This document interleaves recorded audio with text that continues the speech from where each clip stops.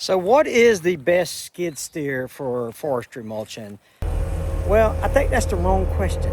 I think there's a lot more to consider before you ask yourself what's the best skid steer. I think you also have to ask these questions. So let's talk about not only what skid steer, some things that you need to consider when purchasing a skid steer and the brand and the attributes of that skid steer. But let's ask more questions than what is the best skid steer for forestry mulching, because I think all these questions are going to help you make a better, more informed decision when you're starting out buying a skid steer or getting into the forestry mulching business. If you had to start a mulching business from scratch, there's probably some budget ways you could actually get into that, right? So we're going to talk about some budget ideas for forestry mulching and some equipment that you can think about if you're going to want to start doing forestry mulching as a mulching business or a small business that's going to include forestry mulching in the package that you offer your customer. You know, if you're like a landscaper, a small tree service or something like that. So we're going to talk a lot about that today, and hopefully I'll give you some insights on some things that you maybe haven't thought about before you're taking this journey to be a mulching guy. The first thing you got to obviously think about is your skid steer, right? What am I going to use for my actual unit that I'm going to be thinking about using for my mulching business? And number one thing is, you don't have to have high flow hydraulics, but it definitely helps, right? So there are low flow options on the market for brush cutters and forestry mulching type attachments. But if you get a high flow, that increases your capability to take on more jobs, to take on bigger jobs, more complex jobs. And plus, if you buy a high flow machine, not only can you run a forestry mulcher on it, now you can get into other attachments that opens and expands your business. If you don't want to do just, landscape stuff. But you get a high flow machine, then you have an option to run a disc style, a drum style, another front end attachment that may do whatever requires high flow hydraulics. But not having the high flow severely handcuffs you whether or not you can take on certain jobs. If you only have a low flow machine, then you're going to get a forestry mulcher, and we'll just say mulcher from here on out. But if you have a low flow machine, then the mulcher that you can get might be rated up to 3 or 4 inch trees. But if you get a high flow machine, now that machine can be rated up for 6, 7 inch, maybe even 8 inch trees. It might not be rated for that, but you're going to do it. You know what I mean? So think about that. The first thing not the first thing, one thing, and we're going to talk about 10 things throughout the whole video, but one thing you should think about is making sure that the machine that you choose has the high flow hydraulics on it. Another thing is, the machine you get probably needs a forestry package. Well, I shouldn't say probably. If you're going to get into the mulching business, then the machine you get needs to have the forestry package. And you think, what is the forestry package? Different manufacturers have different options for their forestry package, but a couple of things that are mandatory is a glass door or plexiglass Lexan, is that how you say that? I can't remember. Shield for the front door here that's anywhere between 1/2 inch to 3/4 of an inch thick. That's going to keep that debris from flying into the cab of the machine and potentially harming you, because these machines and these attachments are very violent when you start getting into the forestry mulching business. Making sure that you have the forestry package, which includes the forestry door, which has the bigger, thicker glass that's on the door. You also have the sides here that are thick, or some people have, or some manufacturers will put grates on them, like you can see in between here, it's got grates to keep debris from flying into it. It also has a roof that is reinforced. Some of them will have like a fan on it or something like that, but it will also protect the top of the cab from any debris that's flying down. So a forestry package is super, super important. Also, the machine needs to have the reverse fan, because when you're out there mulching and stuff, you're going to get so much debris on top of the cab of the machine and in the back side of the machine. And that does two things. It presents two hazards that you really need to consider.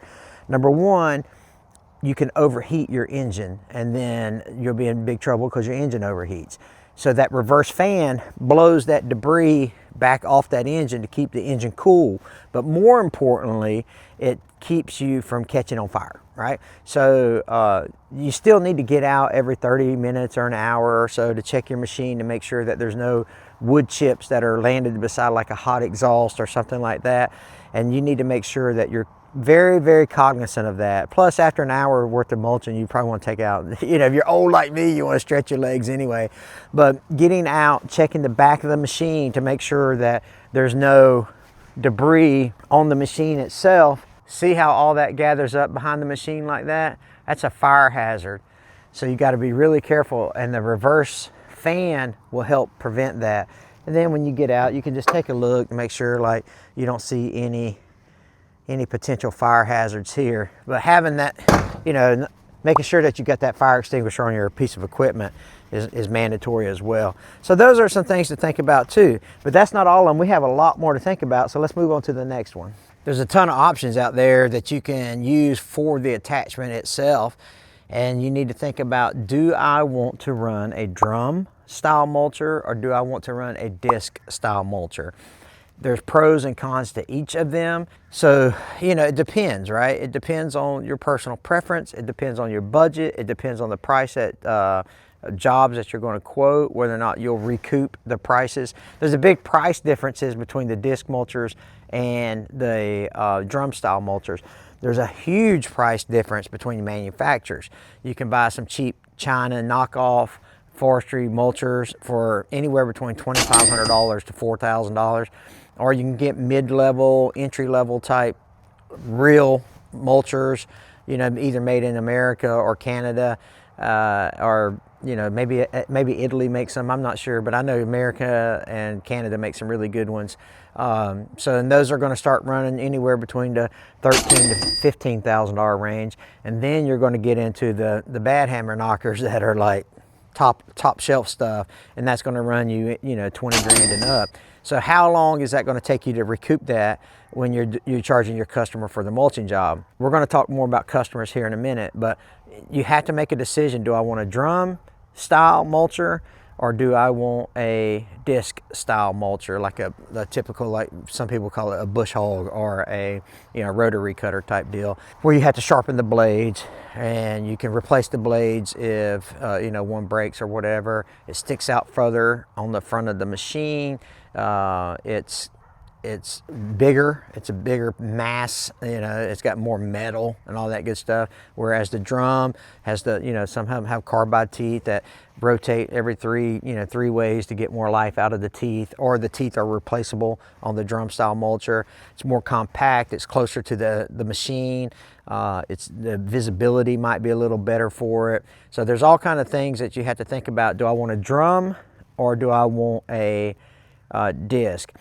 One other thing that you have to think about is the weight of the implement, because that's going to come into play when we talk about our next consideration. The next thing you need to think about when you're considering, am I going to get into the mulching business, is how am I going to transport this thing?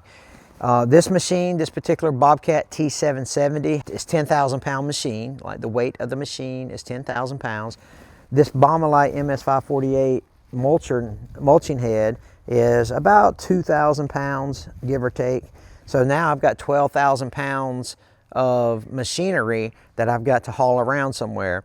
Now, if I'm a small landscape guy and I'm used to pulling a utility trailer with, 2,000-3,000 pounds worth of lawnmowers on it, now I've got to think about, will my 1500 series truck, my half-ton truck, will it pull this? Will it be significant? Do I have to buy a new trailer to accommodate it? Do I buy a gooseneck? Do I buy a bumper pull? And so these are some of these, additional or auxiliary or hidden costs that you have to think about before you get into this. if I buy a gooseneck trailer or a trailer, it doesn't matter what it is, gooseneck or bumper pull, or heck, even pintle hitch, right? But if I buy a trailer, how long does it need to be? And that's when we talked about a while ago, the drum style mulcher is closer to the machine, so it's not going to be as long, right? So do I need a 16-foot trailer? Do I need a 20-foot trailer? It depends, right? It depends on the equipment that you buy, the weight of the equipment. Am I going to take this equipment and only thing that I put on that trailer is going to be the mulching head and the skid steer? Am I also going to put post hole, a front mounted auger? Am I going to put a bucket? Am I going to put a grapple?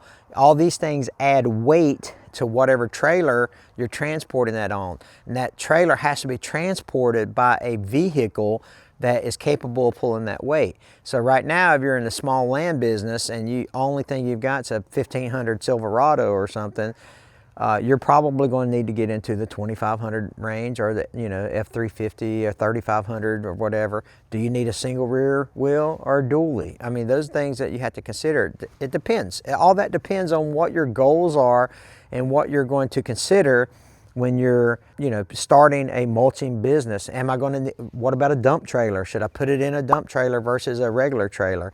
All these factors you have to write down. And this, one thing I recommend is getting an Excel sheet to where you can go out and you can say, hey, maybe I will put the pros and cons in two columns and try to think about all the things I need to think about and then make the best decision for me. So those are definitely some things to think about. Something else to think about is going to HamiltonvilleFarm.com. We've got some of these hats on sale. We've got some things that maybe I think you'll be interested in. If you go to HamiltonvilleFarm.com, check out some of the merch that we have, our t-shirts and just random things that maybe will make your life a little easier or better. It's a pretty cool website. We appreciate all the support. Let's talk more about the mulching side of the business and what we can do with that. Some considerations to think about. One way to get into the business on a budget might be picking up used equipment. So think about, should I buy new or should I buy used? Financing is a consideration for that. So if you're going to buy used, it may be more difficult to get financing for used equipment. Or if you buy new, you go to the dealer, you've got, now you got the warranties that you can think about when you're buying new. You can think about the financing options that the dealership is going to give you, the service that the dealer is going to give you. And so those are things to consider when you're thinking about even the attachment, right? You can buy a used attachment, and now you got to think about, did the person service the attachment while they had it? How often did they have it? What did they use it for? Because I'm going to tell you, somebody like me who I'm a homeowner, and I just maintain land out here. This mulching head only gets used once a month, maybe twice a month if I'm doing a lot of work. So it doesn't have a lot of hours on it. So this mulching head is going to be more valuable, to a person that buys it used than a guy that buys a used mulcher from a guy that run it every 5 days a week for a business. So those are things to consider. And the same thing with the machine. Do I want this machine's only got this machine is a 2018 T770. It's a Bobcat, and it's got less than 1,000 hours in 6 years. I mean, that's unheard of. I got such a good deal with this thing. It's crazy. The guy that traded it in was a farmer, and every 2 years he traded his machines in or whatever, and he barely put hours on them. And the only thing he did with them is like move hay, like or whatever, clean stalls or something. So he didn't put a lot of hours on them at all. So we got a really, really good deal on this low hour machine. Even though it's 7 years old, it's got less than 1,000 hours on it. So I'm real confident that I can go out there and this machine's going to work. Have we had some problems with it? Of course, but any type of machinery is going to have issues, right? But taking care of it, keeping it serviced, keeping it lubed and greased and oiled and all that good stuff, it just helps prolong the life of the machine. The only reason I'll ever upgrade this is because I'll get a new one I'll find the same situation. But I want to say I give $60,000 for this skid steer and I've had it 2 years, maybe 3 years at the most, but I think I give $60,000 for the skid steer. And we talked about prices of the mulchers earlier in the video, and this mulcher runs about $14,000, so give or take at the time of the when I got it. So you know, you're looking at a big chunk of money, and so do you want to go used or do you want to go new? That's something you have to consider. And then not only just the price tag, I mean, when you go new and used, there's things that, you know, like, man, this clown never greased his, you know, because there's people out there that don't believe in a grease gun, you know what I mean? I know people like that. And then there's also people out there that wash it every time they use it. So, you know, those machines, those used machines will be more valuable than some of the other used machines. So think about that when you're looking.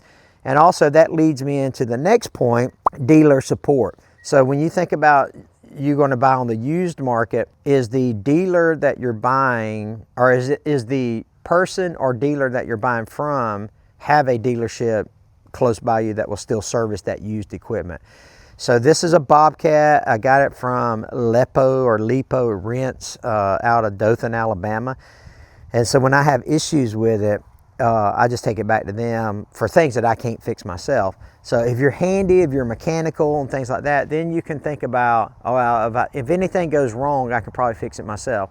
And most mechanical things you can, but when it comes to like that computer stuff, then you know you got to take it to a dealer. So do you buy a Bobcat because there's a Bobcat dealer that's close by you that has the technical equipment to run, you know, check your ECMs, to do all the computer stuff that's on it, that in case you need a repair for that kind of stuff? Do you buy a Coyote skid steer from, you know, do you buy a small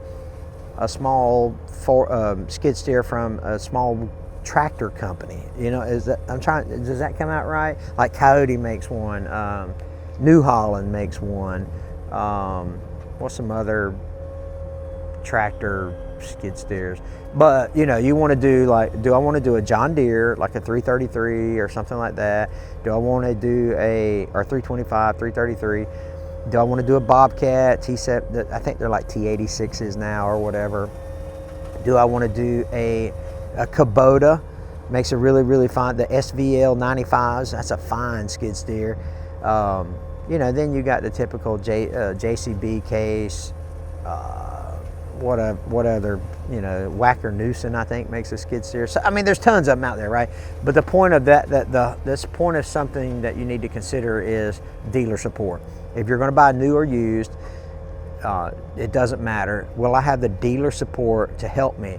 And what about the attachment? Not only on the skid steer, but what about on the attachment?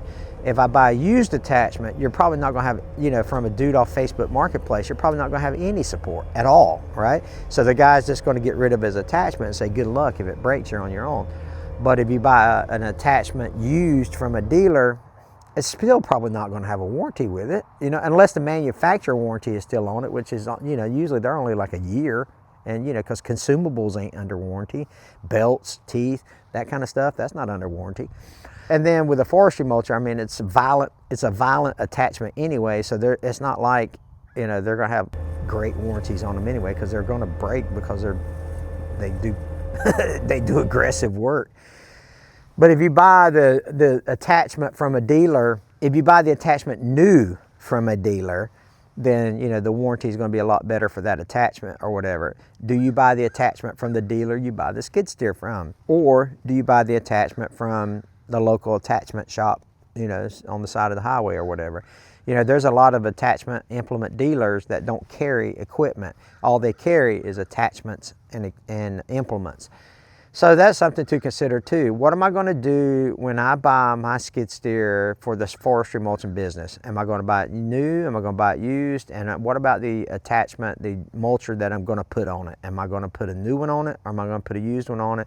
And how's that dealer or that salesperson going to take care of me after the sale? Next thing you have to consider, which ain't really that big of a deal to me because I'm not one of these guys, but it may be something for you to consider if you have multiple pieces of equipment, and that's brand loyalty, right? I have a Bobcat T770, but if someone come up to me and said, hey, I want to buy that from you for this price, I might be, oh, okay, cool, I can go get a Kubota SVL, or I can go get a John Deere 325, whatever. I don't care. I just need it to have the attributes that I need it to have. You know, we talked about some of that in the videos, the forestry package, the high flow, you know, what kind of tracks do you need, the zigzag or the C tracks or whatever.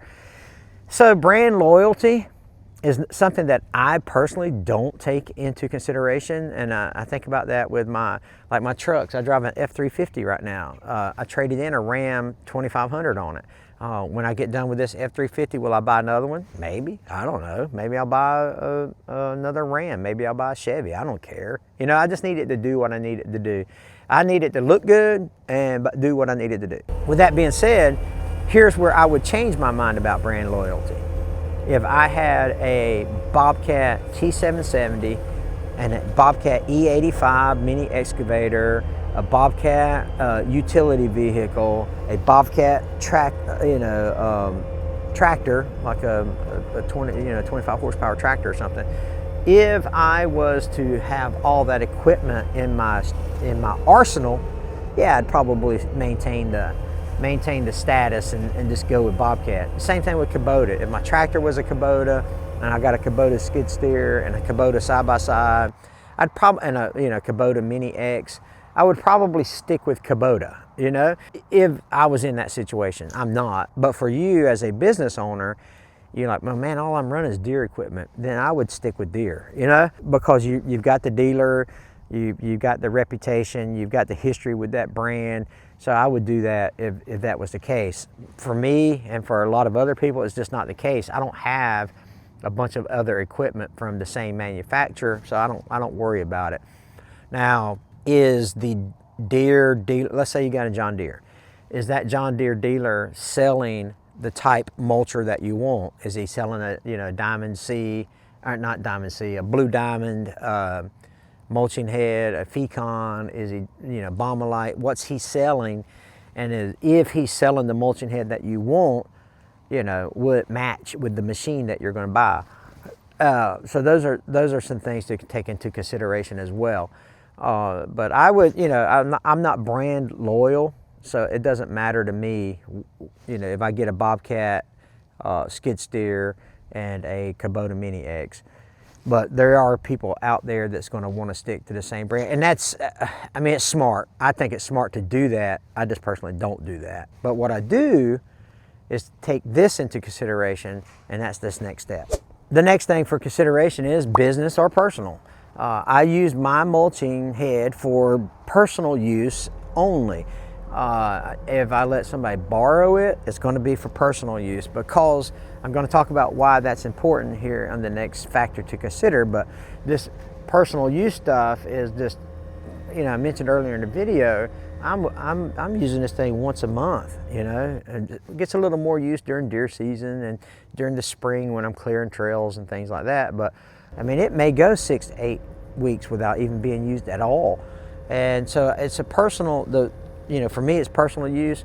So maybe I don't need here's why I say that, because this Bombalite MS548 is perfect for me for my personal use, because it's not going to get a lot of use. It's not going to get a lot of wear and tear. I'm going to let my son-in-law use it. He's going to use it some. I'm going to let my brother-in-law use it. And that's a whole different video about letting people borrow your equipment. Right? You're like, nuh-uh, bro, I ain't doing that. Yeah, no, I got you. I totally understand that. I promise I do. But for personal use, this mulching head is going to last me a lot longer. So I don't need to buy a $25,000 mulching head, because I only use it, 6-8 times a year or whatever.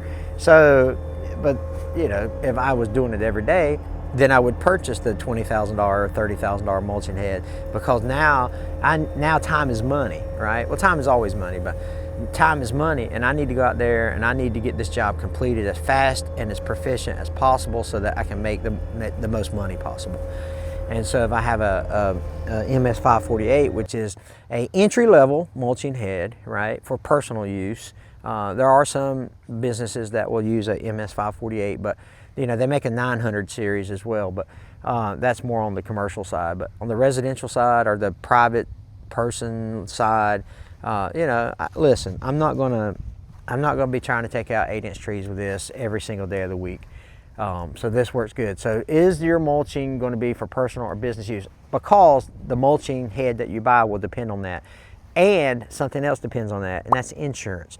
If you're a small business owner and you're doing landscape stuff, and you're an LLC or you're an S Corp or something like that, then yeah, you need to have, I mean, obviously, I would assume you've already got insurance. If you don't, you're playing a very risky game, especially if you're going to go out there and run a forestry mulcher. I mean, these things throw chips everywhere. It'll put a windshield out in a heartbeat if you're not careful, and depending on where you're cutting at. Carrying the correct insurance for your business is a lot different than carrying the correct insurance for your personal use. So those are big things that you need to consider with that. But hey, listen, these are some budget ideas for your mulching business, or you're starting to get into the mulching business.